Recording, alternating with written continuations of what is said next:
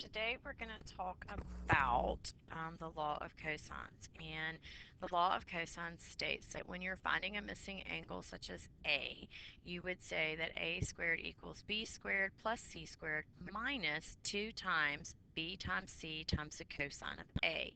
And then for B squared, it would be the same thing, only you would use sides A and C and the cosine of angle B. And then for C, you would use sides A and B and the cosine of angle C. So let's look at why this works, what makes this work.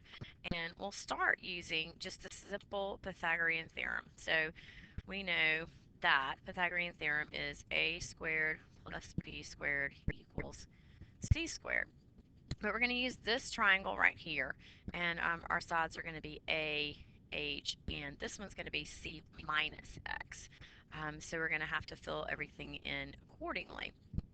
So we're going to say that A, being the hypotenuse, will be A squared equals C minus X. We're going to say for this one, so C minus X squared plus H squared. Okay, and that's going to be the premise that I start with. Now remember that C minus X squared is actually a binomial, so we're going to have to actually use FOIL for this one, so that's C minus X times C minus X, and we'll get C squared minus XC minus XC and plus X squared, and then of course that will become here, we would say negative 2xc.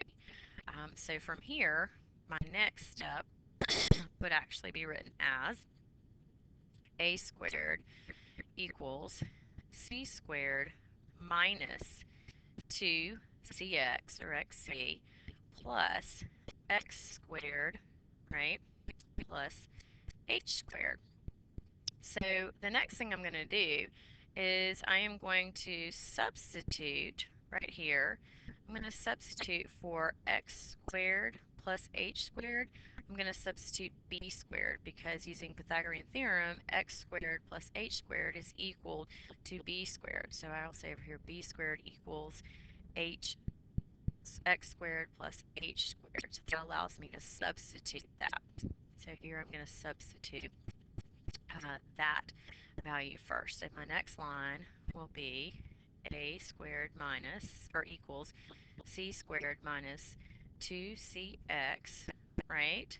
And then plus b squared. Okay, so I'm getting it down a little bit closer to what we're working towards. The next thing I want to look at is how can I substitute x right here. So if I look at x, I notice that the cosine of A is opposite, excuse me, adjacent over hypotenuse. So I can say cosine of A equals the opposite, which is, or adjacent, which is x over hypotenuse, which is B. Therefore, x is going to equal cosine A times B. Okay, so I'll replace that. So I'm going to substitute yet again right here. And so my next line will look like this. So now I have a squared equals c squared minus 2 times c, right, times, right here, instead of x, the cosine of a times b, right, plus b squared. Okay, so if I do just a little bit of rearranging, I notice that I will get this exact equation that I was trying to prove or derive. So it will say a squared equals b squared plus c squared minus 2bc times the cosine of a. And that's how you get the law of cosines. That's how you prove it.